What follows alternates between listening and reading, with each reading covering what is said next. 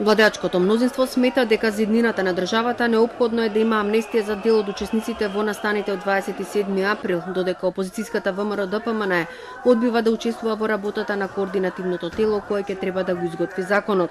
Бараат целосно ослободување на сите инволвирани во крвавиот четврток, се сомневаат во селективна правда. Тоа тело за помирување може повеќе да заличи на тело за порамнување. Од таа причина ние нема да учествуваме во истото, будно ќе следиме што ќе се донесе. Социјалдемократите бараат поддршка за, како што велат, една добра и хумана идеја како што е помирувањето. Во јавноста е неподелено мислењето за разликите во одговорноста, поврзани со организирањето на тој настан, извршувањето на насилството, командната одговорност поврзана со истите и заведените граѓани кои не извршиле никакво насилство на тој кобен 27 април.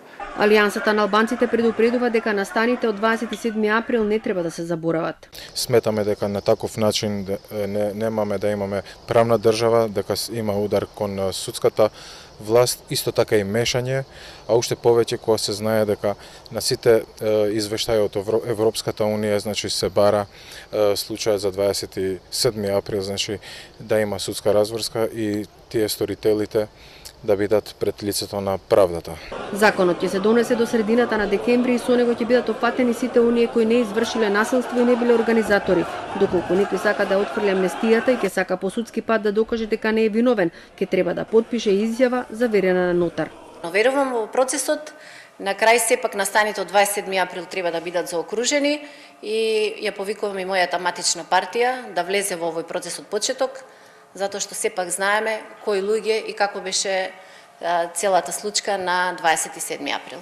Прашањето за амнестијата за осомничените од 27 април се отвори по отпочнување на постапката за пристапување кон уставните измени.